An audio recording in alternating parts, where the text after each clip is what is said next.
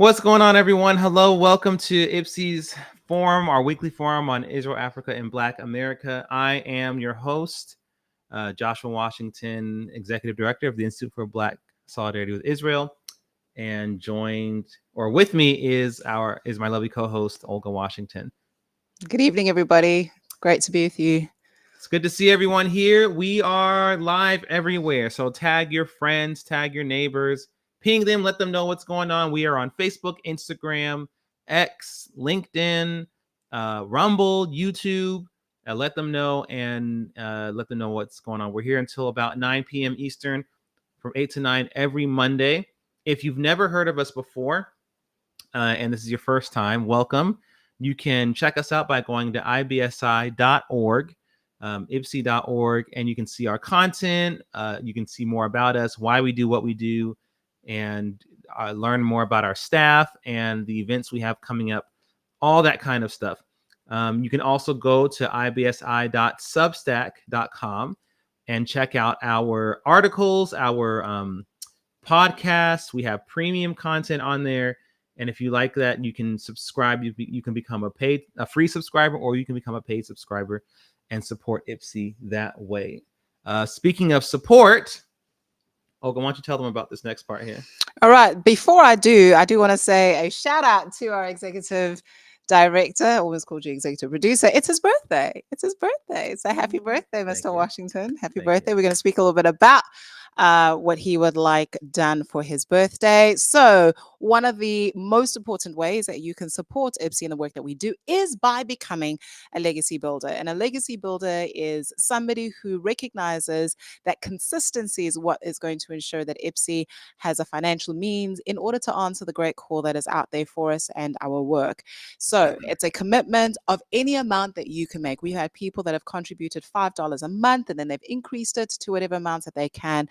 We are imploring everybody that's watching to please consider becoming a legacy builder. In terms of building the legacy with IPSI, it is an organization that is about changing the status quo. In fact, we're actually going to have a little bit of a discussion on that tonight. And you will be ensured that your money that is going to a 501c3 organization, so it is tax deductible, your money is going towards ensuring that the status quo as it pertains to Israel and Africa, as well as Jewish and Black American relations, is strengthened and so changed. We want to appreciate everybody that watched last week. We had 6 legacy builders that signed up. We are grateful for each and every one of you.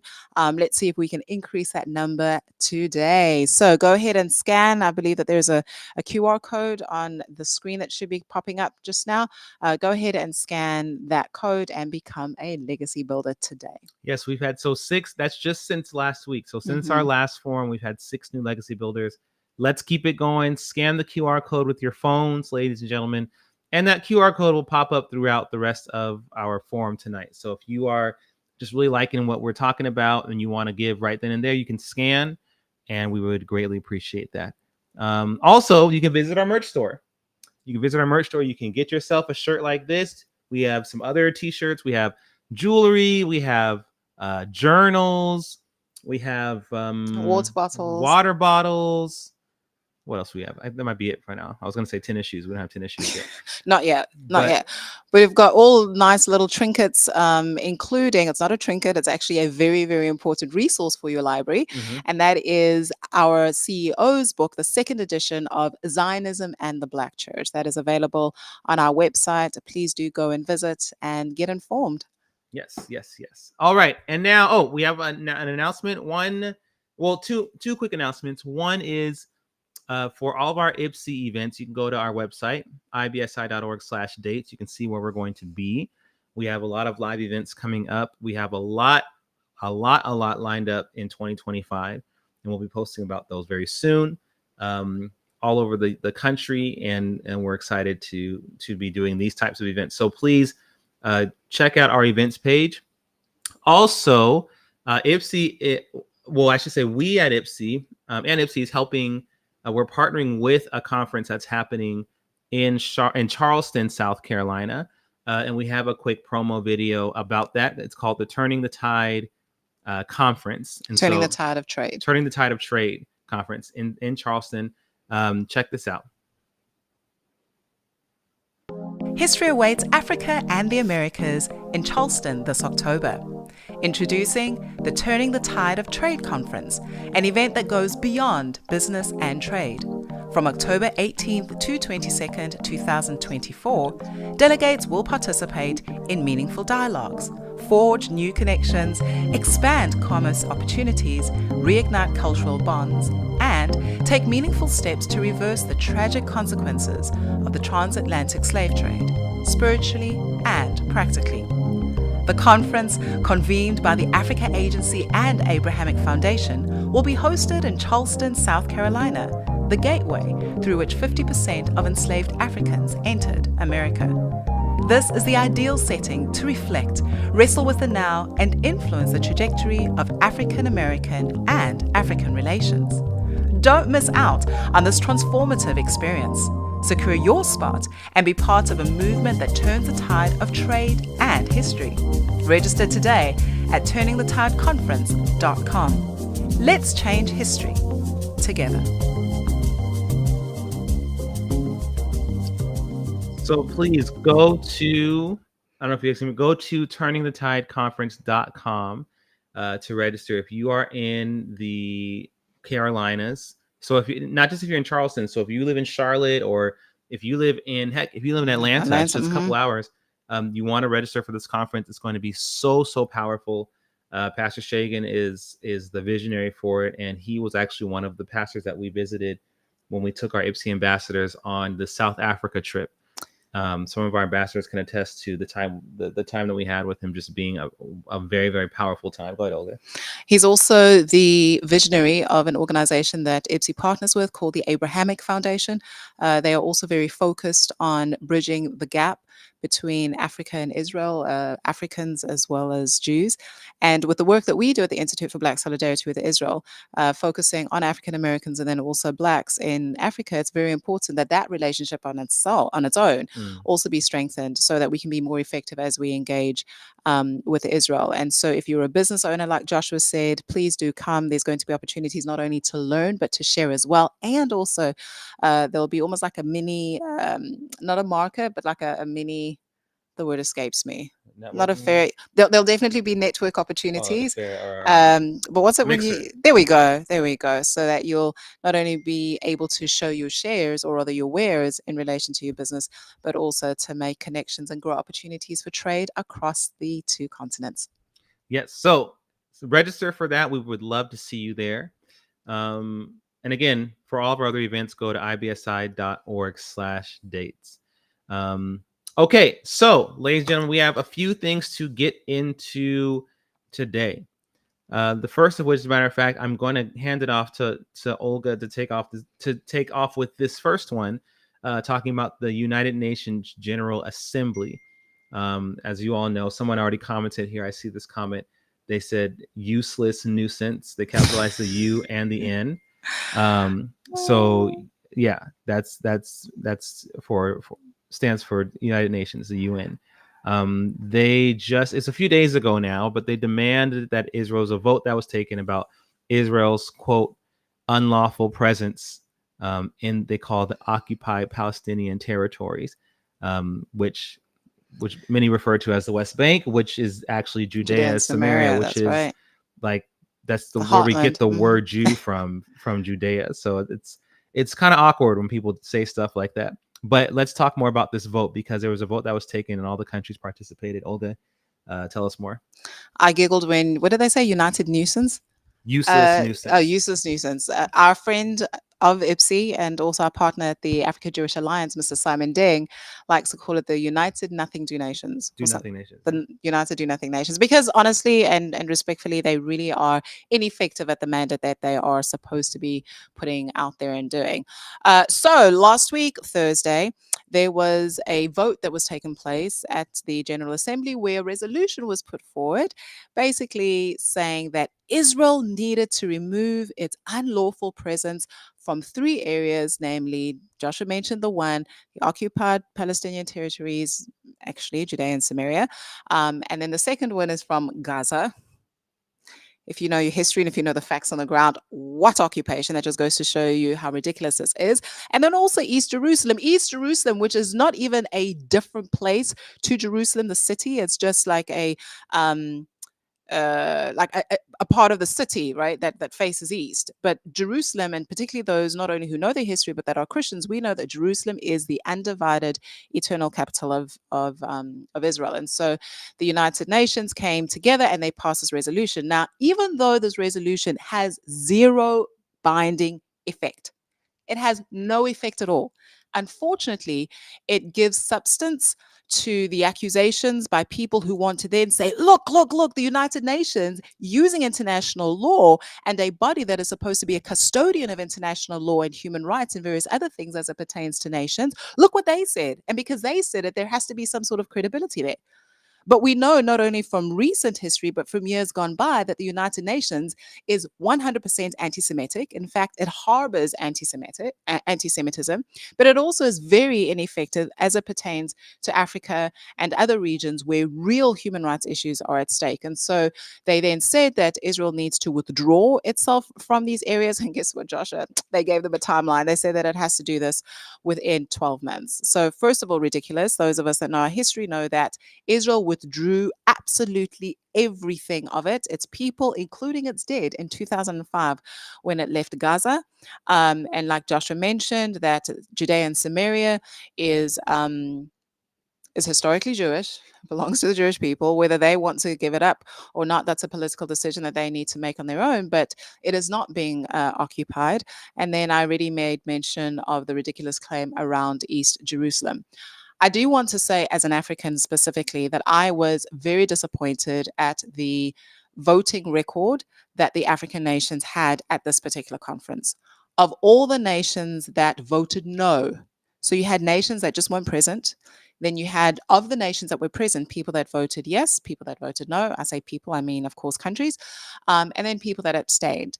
Only one of the nations that said no was an African nation, and that was Malawi. I want to give a shout out to Malawi, to the leadership of Malawi. Malawi, a nation that has already stated that it is moving its embassy from Tel Aviv to Jerusalem. It recognizes that Jerusalem is the capital of Israel. It was the only African nation to vote no against this ridiculous resolution. Of the nations that voted to abstain, right? They said that they're not going to participate. 7 of these nations were African, and I would like to actually go down the list of these nations: South Sudan, Rwanda, Liberia, Kenya, Cameroon, Ethiopia, as well as the Democratic Republic of Congo. And so, yes, whilst I personally, as a daughter of Africa, want to appreciate these nations for at least stepping back and not participating in this foolery that was taking place at the United Nations, it is time, African leaders, and it is time, African leaders to be, that we put our vote on the international stage where it matters and with our friend. It makes no sense when we recognize that Africa has got, or rather African nations, 84% of those nations in sub-Saharan Africa have got formal diplomatic relationships with Israel. So these nations recognize the fact that there is a benefit to having a relationship with Israel that benefits its people. But that when it matters most, when Israel is being vilified, right, and demonized on the international stage, libels put against Israel, and these resolutions are put forward, and then people need to vote their hands in order to speak truth to power as it pertains to Israel. African nations, these very African nations that have got these relations with Israel, they're like, oh, thank you for all that you do for us, but actually, no, we're not going to be there to support you, and we need to do better.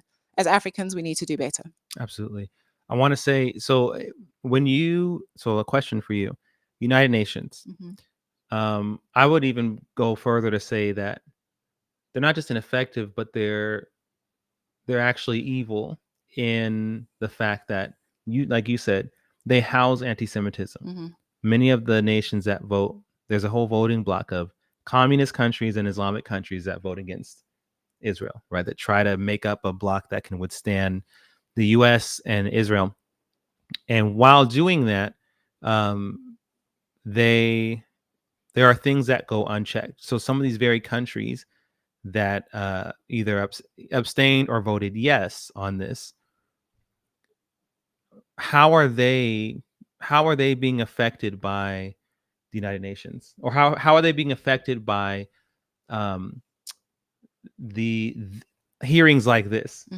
Does that make sense? Yes, it does. The first thing that we need to know is that Israel is a standing item on the agenda for the United Nations. So whenever they gather, Israel is there, which means that there is less opportunity to actually engage in matters that are really taking place. Right. When was the last time that we heard anything being said at the United Nations about what's taking place in Sudan or what's taking place in Nigeria and the genocide that's taking place there, or even slavery, right, on the continent? The many ills that are really deserving of focus of the United Nations. But look, honestly, the United Nations is ineffective. How are we going to have countries that are dictators like Venezuela and China and various other nations sitting not only in committees or UN organs such as the Human Rights Commission, but that are participating, like, if I'm not mistaken, the name escapes me. I think it was Iran that's now sitting on the UN body that deals with women. I'm like, are you being serious? Yeah. But I wrote an article about this a couple of years ago, and I need to update it because unfortunately it's still relevant today, that Africa pays for the evil, the continued libel against Israel, because there's no attention that's been given to itself. But then also, because we being the world, continue to use Israel as a scapegoat for what is happening as it pertains to terrorism, jihadism, the African countries that are also victims of jihadism and victims of terrorism and victims of extreme Islamism, those countries continue to suffer because our leaders don't have the courage to be able to call out the evil that Israel is facing, which is a similar evil that is being faced by African nations, many of them, as well as other nations in the Middle East. And why is that the case? So if I'm an African leader and I'm seeing Islamic terrorism run rampant in my country, why would I still vote in favor of a resolution that these same Islamic countries are imposing? Why would I continue to do that? It's a brilliant question, Joshua, and it's a question that many continue to grapple with. My take on it, it's that it's layered like an onion is layered. One of the layers, unfortunately, is corruption, and that's whoever has the most amount of money, right? You rather fill your pockets versus take care of the well-being of your own people. That's the first thing. The second thing is that, unfortunately, Africa has a history where leaders who have stood up to the West, who have stood up to powers that would demand things that is not in the best interest of Africans, have been killed. They've been assassinated. And we've also had incidences where administrations, African administrations, that have taken a stance that is very pro, we're going to uphold the values of our people. There's been coups that have been orchestrated against them.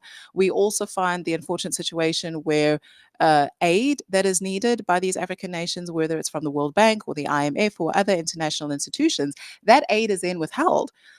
Whether or not people agree, for example, with Uganda's position on homosexuality, Uganda, as a sovereign African nation, said that this particular lifestyle is not a lifestyle that we hold as being morally upright. And so we as a people, we as a legislature that has been mandated by our people, are going to put in place a law that addresses this according to our particular values. And what did the Western world, as it pertained to finances, say? They said, okay, we're not giving you the money. And thankfully, the Ugandan administration was like, okay, we don't need that money. But there are various other African nations who do need the money, and so they acquiesce in order to get what they believe is good for their people at the expense, actually, of what their people really, really need.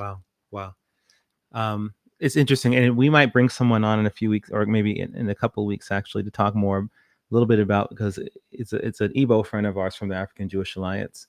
We were talking earlier, and he was talking about that as well, but even from the British, and how they're partly responsible, or in large part responsible, for kind of like the access that Boko Haram now has to all this stuff, right? And because the Igbo people in Nigeria, for a lot of different reasons, but this main one is because they live where they lived, mainly in places where there was lots of oil and everything, that the British government helped equip the people who are doing the slaughtering right now in Nigeria.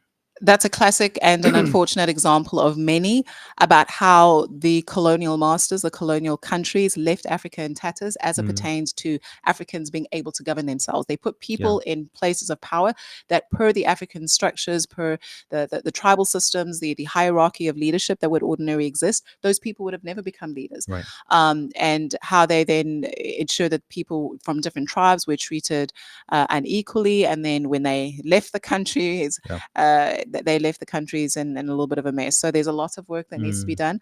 Very quickly, I was at the World Bank in the spring of this year, and I'll never forget, Josh, I was sitting at one of the meetings where these African leaders, and more specifically these ministers of finance, were talking about when were they going to start to take a stand against these conditions that were being put on the loans that these countries were being given by institutions such as the World Bank and its various arms that are actually totally misaligned with the values of African people. And frankly, to hear these leaders, and particularly these older, wiser men, decrying the fact that their people need this aid, but it's coming at a cost, it's actually, in my opinion, a form of imperialism. Because here you are imposing a particular value system on a people because you know better, right? Like the West knows what's supposed to be and what's not supposed to be. That was very, very sad. And so for anybody who loves the continent of Africa, for us Africans who love our continent, we need to fight this. We need to equip ourselves with knowledge, with an understanding of the systems that are in place, so that, God willing, we're able to change things for the betterment of our people and their prosperity. That's good. It's interesting when we talk about the UN. Every time we bring it up, I think about the late Secretary General Kofi Annan, who, and what he said was so powerful about particularly about Israel. One, because he never called himself a Zionist. As a matter of fact, when some of the resolutions were passed against Israel, he supported some of those resolutions. And that was the whole point, was he honestly, in the beginning or earlier in his career, believed that these countries were being forthright. So he was doing his job and adding his voice and adding his weight to what was going on, until he realized that there was such a disproportionate amount of focusing on Israel. And his point, because usually when people bring this up, they get they get ridiculed because, oh, you're paranoid, right? So when Jews or Israelis bring this, oh, you're paranoid. But this guy, an African, not Jewish, not Israeli, is saying, not even for Israel's sake, in his mind, he's saying there are countries that have not had a chance to say anything in his entire career. He was like, countries like Sudan, like we were talking about South Sudan right now, that abstained. He said, this is back before there was a South Sudan, it was just Sudan. He said, Sudan hasn't been able to say a word. Like, every time we come together, you guys have a new resolution about Israel. And it's like, okay, I'm not even contesting that. But what I'm saying is, how can we never talk about Libya or Nigeria or Sudan or Ghana or anything? Unless it involves Israel. Unless right. If Israel's involved, then we'll talk about Sudan. If Israel's involved, we'll talk about Ghana. And so which then, for anyone who's just a thinking person, it should make you think, like, okay, well, why are we only focused on Israel? Like, I think, sometime when I was growing up, my friends would ask me why our family is so fixated on Israel. And now what I tell them, especially after October 7th, is, okay, but now you're fixated on Israel. Like, what's the difference between you and me? You're doing all this free Palestine stuff. You're not Jewish. You're not Israeli. And now you're talking. At least I have more knowledge than you do, because I've been doing this for a long time. You just got into this and you act like an expert. So don't come to me. So what's going on? Kofi Annan wasn't fixated on Israel. He was just like, the world is big and Israel is small. And for some reason, we can't talk about anything else. So this has been going on, the corruption in the UN, for a long time. I mean, I don't want to say since the beginning, but even when it was the League of Nations, there was some stuff going on. So go ahead. Yes and no. I mean, we don't want to get into that. My understanding, the League of Nations is the entity that, yes, predated the United Nations, but that's the entity that recognized Israel. That it is, and it recognized that Israel, that the Jews could go back home, sure, and self-govern, right, and formulate themselves. And then that was then adopted by the now United Nations. And then when Israel was reborn, she was welcomed by the United Nations in there. But unfortunately, as a result of Soviet Union propaganda that then took place, the resolution that Zionism is racism, that was eventually then repealed. Unfortunately, anti-Semitism stayed within the halls of the UN. Sure. No, absolutely. And you're right. Yes. So, ladies and gentlemen, taking a quick pause just to say welcome in. If you're just tuning in, this is our weekly forum on Africa, Israel, and Black America. We do this every Monday at 8 p.m. If you've been enjoying, I've been seeing your comments. Thank you for commenting. Become a legacy builder. It'll pop up on the QR code. That's a monthly giver to IPSI. It's a monthly supporter. You can give a small amount of $18 a month. You can give a larger amount of $100 a month. But anything that you are able to do is greatly appreciated and helps continue to push IPSI forward in what we're doing. And we greatly appreciate it. So please become a legacy builder. Follow our website, go to our website, follow us on social media, and get to know more about us. We're going to keep things moving. As a matter of fact, what we're going to do at this point, I'm going to do this first before we go to our next topic, is we're going to share with you the recap from the last Truth to Power Live episode with our founder and CEO, Dumisani Washington. And if you guys aren't tuned in, we'll talk more about it after the clip, but check this out and enjoy. It's Dr. Sheila Nazarian. I do know her, consider her a friend as well, amazing advocate as well. She was also at the AIC event. She recorded a video afterwards. So I went to a talk yesterday by the presidents of like the major Jewish organizations. And the first question asked was, what could you have done better? Like, what did you learn from October 7th that you are going to change and move forward? All of them basically denied the question, averted, and said what they had been doing really well and what they're going to continue to do well. Then they went on to say how there's rampant campus anti-Semitism and there's a war in Israel. And I just couldn't help but feeling like you guys all pushed conservative voices out of your organizations. All of you. We told you about the appeasement strategy against Iran, not going to work. We told you DEI was going to lead to campus anti-Semitism. Didn't listen. And then they started calling for unity. Well, you can't screw things up, push voices out, and then call for unity. My purpose for sharing Sheila's video is not to address the Jewish leadership. That's for my Jewish brothers and sisters to do. Your Christian Israel supporting allies are no less complicit. If our Jewish brothers and sisters said never again, and they're dealing with that because October the 7th was the largest slaughter of Jews on a one day, and we as their allies said not on our watch, it happened on our watch. Our colleges and universities have become hotbeds of terrorism, Hamas and Hezbollah sympathy, marginalization and attacking of Jews and Israel supporters on our watch. This current administration, the Biden-Harris administration, comes in and immediately begins to flood Palestinian terrorists and Iran with billions of dollars on our watch. Before you even get to October the 7th, you already had an intifada by the mid part of 2021, because in May, there is a war in which Islamic Jihad is firing 4,000 plus missiles into Israel. And as that is happening, the Biden administration is violating U.S. law, which is the Taylor Force Act, to get money to the Palestinian Authority, which, oh, by the way, paid money to the terrorists who carried out October 7th on our watch. Not only on our watch, but largely while the Christian supporters of Israel remained silent. You can blow your horn all day long about all the wonderful things you did after October 7th, but on our watch was October 7th. I prayed to the Lord my God and made confession saying, quote, "O Lord, the great and awesome God who keeps covenant and steadfast love with those who love him and keep his commandments." Verse 5, we have sinned and done wrong and acted wickedly and rebelled, turning aside from your commandments and rules. We have not listened to your servants, the prophets, who spoke in your name to our kings, our princes, and our fathers, and to all the people of the land. Verse 5 of Nehemiah 1.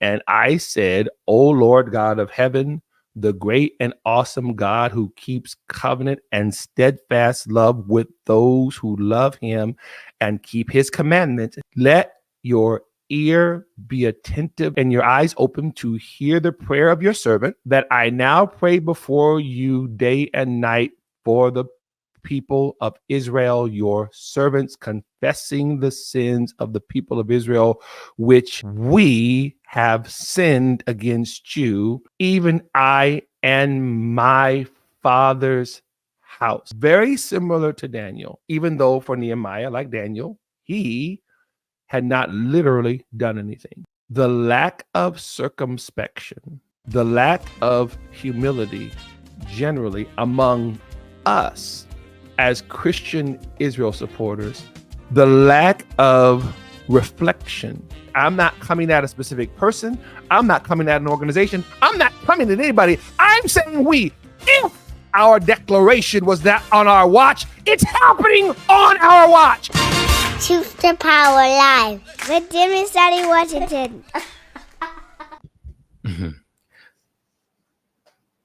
So again, that was Truth to Power Live. You can go to ttplive.com and subscribe to check out the episodes every Sunday at 4 p.m. Eastern time.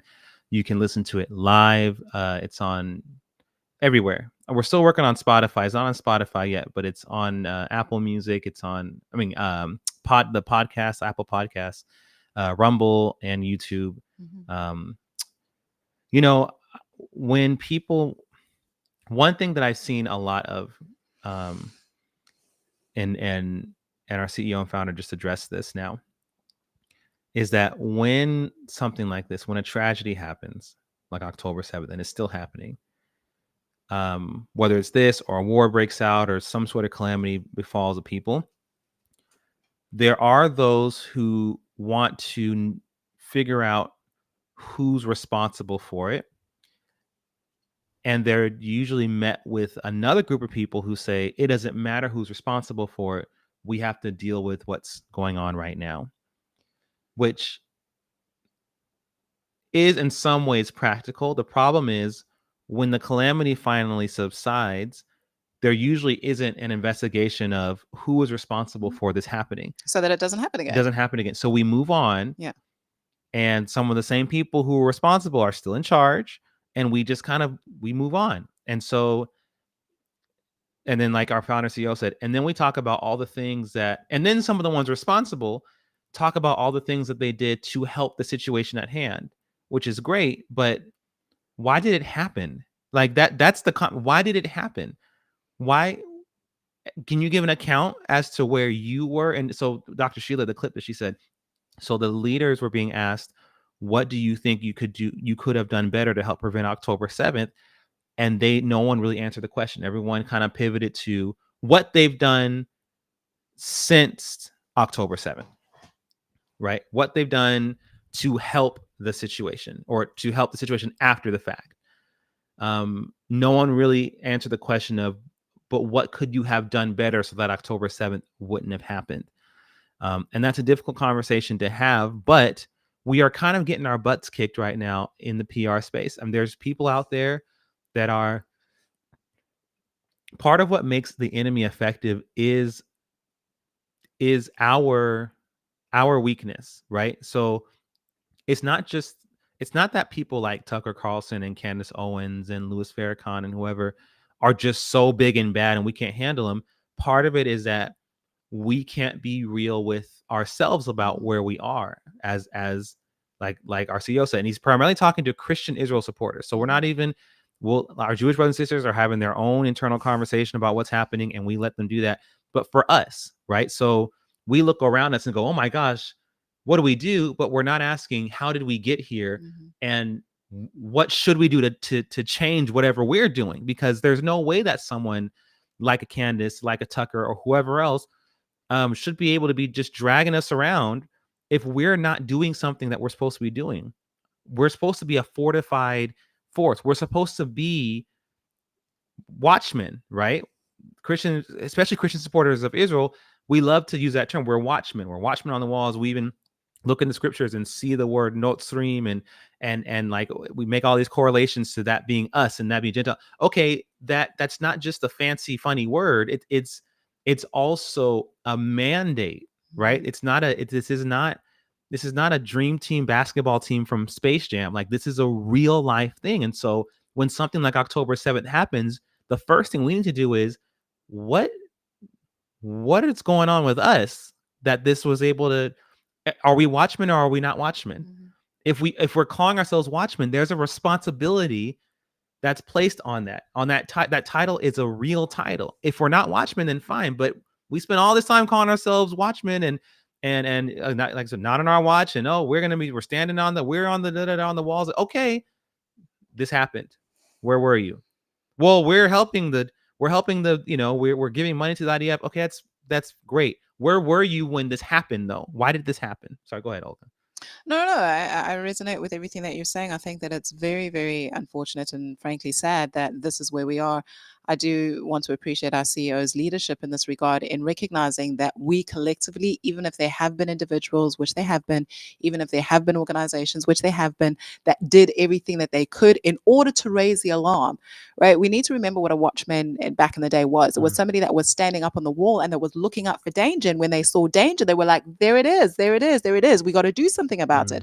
But unfortunately, what happened here in the United States, as it pertained to the United States in particular's role in allowing, let's be frank, October 7th to happen. Yes, there was multiple factors at play, but one of those factors was that there was money for Hamas, and that money came from Iran, and that money came from the United States. Let's be open and blunt about it, including in the days after October 7th. Let's just not forget about the fact that there was October 7th, but also everything that's happened afterwards. Organizations that could see what was going on, and even individuals that could see, we should have been raising the alarm to say, no, this is what's going to happen if we allow it to continue down this way. Where were the marches to the White House? Yes, there was that wonderful march, wonderful in inverted commas, because unfortunately, with respect, it just turned out to be a great time for everybody to come together. But what's happened since then? Anti-Semitism skyrocketed on our university campuses. We had the encampments that took place at the beginning of this year. Our Jewish brothers and sisters are being beaten up in broad daylight in these university campuses, cannot go to class. And then we're saying that we are, we're standing with, right? We're standing in solidarity with, like, are we being serious here? And so until such time as, first of all, we repent, because unfortunately, we are guilty for what has taken place and also what has continued to take place, that not only do we need to repent, but then also ask God to change our strategies, if there have been even strategies. In some organizations, honestly, with respect, Joshua, in my opinion, I wonder at what the strategies are. There are millions upon millions of US dollars that are given for purposes of fighting anti-Semitism. But if anti-Semitism is on the up and up and up and up, then what's your money doing, right? What's your money doing? And so that for me has been a very big disappointment, but also the fact that it seems as if we continue to find, we in the Israel advocacy space seems to continuously be on the back foot. When I go through social media and I read various articles by various organizations, I am disheartened at the fact that there are university students going, oh my gosh, all of the student buildings have been booked for purposes of October 7. We know that it's going to be very hostile, and the Christian organizations have done nothing. Like, we haven't gotten ready, because we should know, like, it doesn't take a genius to figure out the fact that the other side is going to use October 7 and make it beyond a hostile place, and it's going to be disgusting, and there's going to be chants that pretty much are, like chants for genocide. But we haven't done anything about it. But then we're going to continue to say, no, you can stand with us. We're right there by you. Yeah, right. And you brought up the March for Israel rally in DC. That was also November. in March. It was in November Yeah. of last year, right after October 7th, when that same day, thousands of people were gathered Hundreds in of Washington. thousands. Yeah, it was huge. I mean, my eyes couldn't even see everyone. It was hundreds of thousands. I was surprised that I ran into some of the people I ran into. I was like, there's so many people there. I mean, from everything, from some of our colleagues from other organizations to famous actors. I'm pretty sure Larry David walked by me when I was talking to a friend. I was like, oh, I was like Larry David. And I went, oh, that is Larry David. There's, I mean, from everyone, celebrities to nonprofit leaders to politicians, to everyone, Jewish, non-Jewish, we came together and we said, bring them home. And the U.S. stands with Israel, and our relationship is ironclad, and blah blah blah. And Richie Torres was there, and who else was there? I think not Meghan McCain. Other, conservative, liberal, Democrat, Republican, everybody was there. There was music and all that stuff. It was beautiful. While that was happening, not even the next day, while that was happening, the Biden-Harris administration unfroze another $10 billion to Iran. And what did we do? We did nothing, but here's the thing. They'd already released hundreds of millions of dollars to the Palestinian, actually upwards of billions of dollars to the Palestinian Authority since taking office. No one even mentioned it. No one mentioned the Taylor Force Act, which they're still violating. No one mentioned the money going, nothing. There was no demand. And here's where I completely agree with Dr. Sheila's point about unity. Unity can't trump truth. Unity cannot trump the truth. So if you're coming together by the hundreds of thousands in Washington, D.C. to talk about Israel, you need to call out the leadership for giving money to Israel's enemies. It doesn't matter if they're on your side of the aisle or if it's politically correct or not. Because I'm telling you right now, if Trump gave money to the PA, then hundreds of thousands of Israel supporters would be out there saying, Trump, stop giving money to the PA. No one had the guts to say anything about the Biden-Harris administration because they're Democrats, and that's less politically correct. And everyone wanted to be nice. And they wanted to fawn over the fact that they had Democrat leaders there and talk about how great we are that we programmed such a huge event. Look at what great programmers we are. We're the bomb. No one said anything about the millions of dollars of PA. So essentially, we came together to do nothing. We might as well have stayed at home. And while we were together talking about the U.S. and Israel have a great relationship, the Biden-Harris administration put a middle finger up to all the pros organizations and to Israel and said, we're unfreezing $10 billion to Iran. The same Iran who a few months later sent those drones into Israel. Where are we? What are we doing? What's the point of having all these numbers if we're not going to say? And then the people who do, the few leaders who do say something, the people who they get told to shut up. Charles Jacobs shared a video. Now we're talking about college campuses 20 years ago called Columbia Unbecoming, a documentary with students from Columbia, Jewish students, talking about how they were being bullied and intimidated by their Muslim professors. The professors who would shut down class and make these students go to these protests.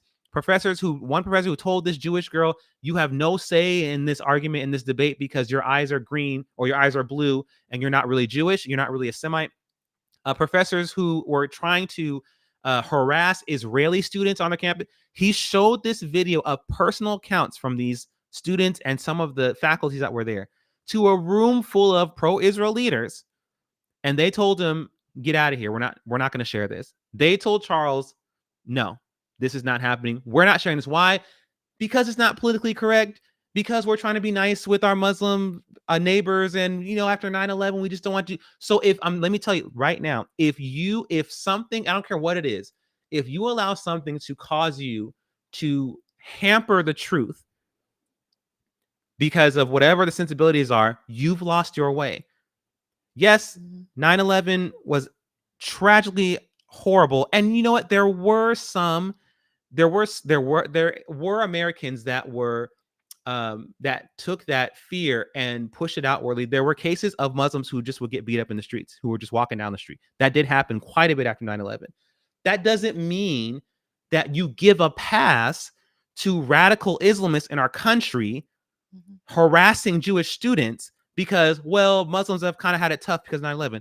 Okay, but we still got to say something about this. So what did we do in DC in November? Nothing. We had a concert. Had some speakers. And then the administration said, oh, great, thanks for doing that. Here you go, Iran. Here's $10 billion more. We did nothing since then except have this other event where everyone came together and skirted the question of what could you have done differently on October 7th. Oh, but we're doing something now.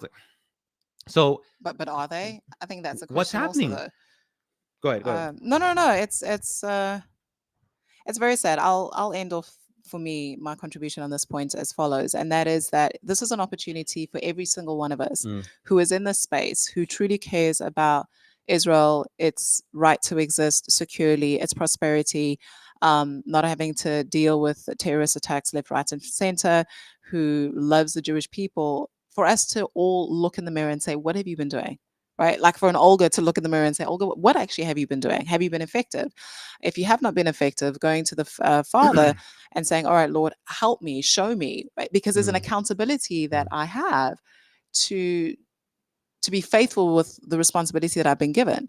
Organizations similarly.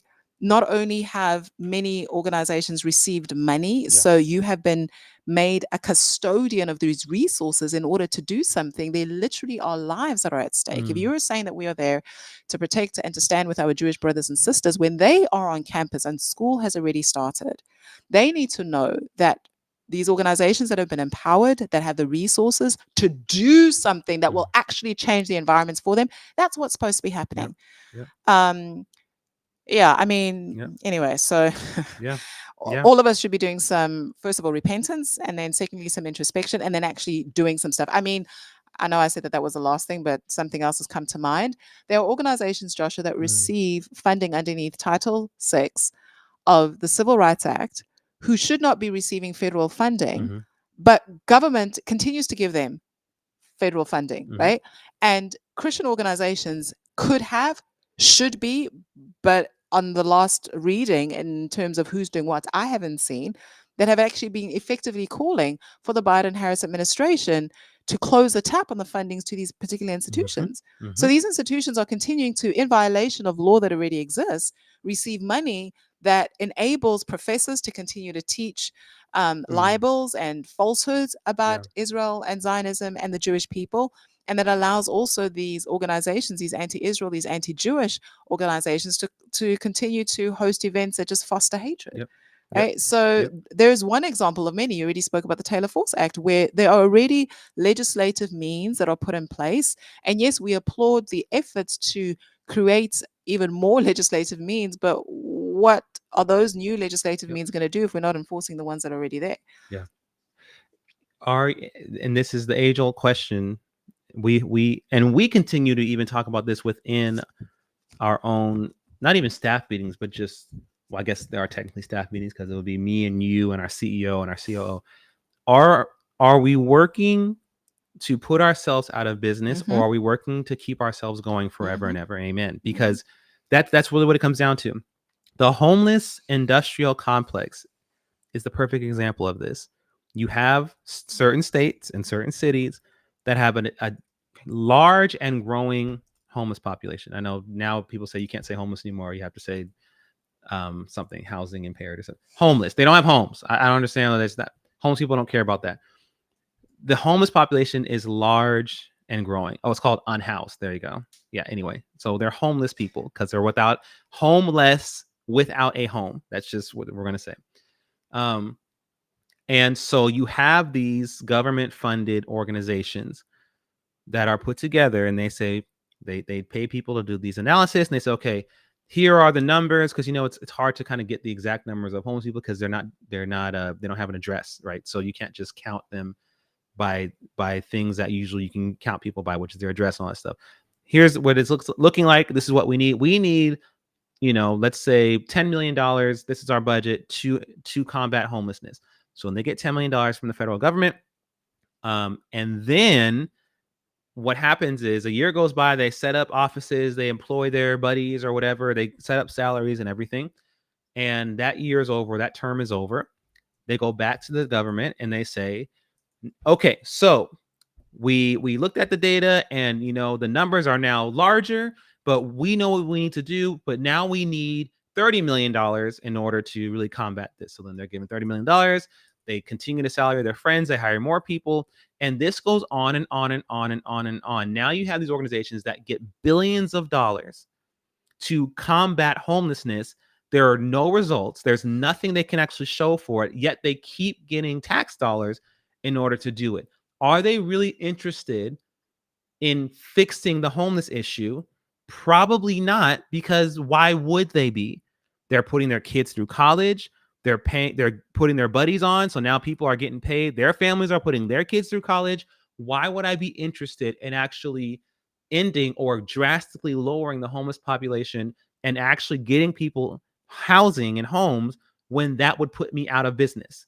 I would be making less money this year if there was less homeless people. So I have to act like I'm doing something so that I can continue my business. And that is where it's not just the homeless industrial complex. That's where a lot of us, when it comes to fighting for justice, whether you're a pro-Israel organization, heck, we don't even like Black Lives Matter, whatever. We've seen how people are more interested in keeping the salaries flowing than actually fixing whatever problem they say is there. So what's our motivation? Are we there to solve the problem and move on about our business and do something else with our lives? Or are we intended, do we see ourselves in 10 years not running IPSI anymore? Or do we see ourselves in 10 years in this same spot, doing the same forums, talking about the same things, trying to get the same donations and put our kids through college with that? What is our goal here? And being honest about your answer will tell you how effective you're being in this fight. That's good. That's good. I was trying to find an article that I read. I think it's at the beginning of this year, but pretty much talking about how keeping anti-Semitism alive benefits some. Hopefully I'll find that article in time for next week, but spot on, Joshua. So, ladies and gentlemen, we just have a few minutes left. For those who are just hopping in, today's my birthday. I'm 34 today. And I want to say thank you all for the birthday wishes. I was trying to think of what I wanted to, because on social media, obviously people are commenting and there's a lot of people who I feel like you get a little bit more visibility. So I was like, what should I say? And I wrote an article from my personal Substack earlier. But what I would like for my birthday is for you to support. There's two organizations. One is this one, the Institute for Black Solidarity with Israel. The other one is the African Jewish Alliance. And that one, the QR code is right there. The African Jewish Alliance is an organization that is dedicated to abolishing slavery, particularly on the African continent. The first 5 countries they were focused on were Libya, Nigeria, Algeria, Mauritania, and Sudan. And if you go on their website, you'll see they've added more countries since then because we're getting more and more partners, Africans specifically across the U.S., who were either former slaves or they witnessed the slavery going on, or in some of the cases, I've been talking to some of them today, they escaped extermination. A couple of our partners are Igbos, and they have some stories that go even beyond the slavery. They're going to where they're trying to wipe us out, type of thing. And AJA is an organization dedicated to ending, particularly the slavery and jihadism on the African continent. It is such a righteous work. One of the founders of AJA is Charles Jacobs. He is a wonderful Jewish man who has been doing this work for decades. He received an award in the year 2000 from Coretta Scott King herself for his work, for his activism. Anti-Semites love to bring up, and most of the time falsely, issues between Blacks and Jews in history. And someone did a whole thread on Twitter about the secret relationship between hip hop and the Jews, and they were trying to imply that every negative thing about hip hop was some sort of Jewish person controlling things, which means that the black rappers have no agency at all, nothing, right? But no one likes to talk about the amazing, incredible things that are happening right now that Jewish people are doing. Charles Jacobs is not African. He's not Black. He is a Ashkenazi Jewish man who has had this strong passion for ending slavery on the African continent since the 90s, I believe, maybe even before that. And so he's over this organization. Our CEO and founder is also one of the founding members. Olga is also one of the members. I'm a member and have just been appointed as the Speakers Bureau head of that. So I'm helping Charles get these different, especially African leaders together. And we're working on making these different content videos and all that kind of stuff. But you guys, this is an organization that is doing the right work. This is something that I'll say one more thing. Dr. Bob Woodson of the Robert Woodson Center. I had the privilege of meeting him in person 2 years ago in Atlanta. sitting at a table, got to witness him and my father just have a conversation, which when those moments happen, I'm like, I feel like this is a scene to a movie. Like it was special. It's a gem, right? Especially Dr. Woodson. I mean, he's a spry, he walks and talks like a young man. This man is getting close to 90, so he won't be with us for that much longer. So we have to cherish what we do have. But this guy's a healthy young man. And he said that he was talking, my dad was sharing with him about the work that we do at IPSI. And he said, I think that's such a great thing. He said, when two peoples, particularly blacks and Jews, because he's aware, he not only is aware of the history, he's lived a lot of it. He has stories for miles and miles. Mm-hmm. He said, when two groups of people come together, the most effective thing they can do is do something for a third party in need. He said, when Julius Rosenwald and Booker T. Washington came together, it wasn't just, hey, you're black and I'm Jewish and I'm black and you're Jewish and we have a shared trauma and they came together and said, how can we make things better? And they actually moved the needle forward in building the Rosenwald schools. He said, something like that is way more effective than just sitting around and singing Kumbaya or just talking about our hurts. And I was like, that is so powerful. And that is exactly, Charles Jacobs is the embodiment of that, because he comes together with African leaders, with Black American leaders, with Israeli leaders, and says, how do we end the greatest human rights tragedy of our time? We need to do this. That is what that's the real Black and Jewish synergy, right? That's the real Queen Makeda and King Solomon synergy that's happening right now. That's the real thing, because it's not just, let's talk about the Holocaust and slavery and how they're similar. Okay, we can do that and we can cry and everything. But okay, what needs our attention now, right? What people are going through their own transatlantic slave trade and their own Holocaust right now, and how do we fix that? So scan the QR code, donate. This is what I'm asking for my birthday. I'm 34 years old. So please give in multiples of 34 to AJA. $34, $340, $3,400, $34,000. Hey, go ahead. We are a fiscal sponsor. So you give through IPSI, you can, when you click on it, you scan, I think it'll take you there, but you click on a drop down and you can designate it straight to AJA. We give that straight to them. That's what I would like for my birthday. And thank you for the birthday wishes once again. I hope you get lots and lots and lots of money. Thank you. I hope you get lots of money. Happy birthday, baby. I'm proud of everything that you do and your position of strength and courage and morality. Thank you, Ben. Thank you very much. Okay, guys, that is it for today. Oh, wait, am I missing something? No, you are. Two quick things. So the first one is, it's a quick announcement, yes. and that is the fact that on October 7th, there are going to be lots of rallies taking place across the country. Now, we want to emphasize the fact that we do support rallies taking place and prayer meetings taking place. What we're saying is that it's the rallies and what's the action that accompanies it, right? So as you contemplate and think and strategize and pray about what you as an individual can do to ensure that we really are doing justice to the phrase that we are watchmen on the wall, please find events that are taking place in your community so that we can stand with and pray with and show our love and support for the Jewish people as we very sadly approach very quickly the 7th of October, which is the 1-year anniversary on the Gregorian calendar, of the atrocities that took place last year. It actually took place on Simchat Torah, which is still coming up in a few weeks, and that was on the Jewish calendar. So we would like to share this particular rally where I believe you will be at, and hopefully me and the boys will tag along with you, and that is in Washington, D.C. by various organizations that we've had the privilege of doing various things with. If that particular flyer, if you have it, as producer, if you can please show it. But if not, it is taking place in Washington, D.C. on the 7th of October from 12 to 3 p.m. on the National Mall at Washington, D.C. So please sign up for that and get your friends and family. That's going to be a very important event. The second thing that I do want to speak to very quickly, I know that we've hit 9 o'clock, but is to end on a good note.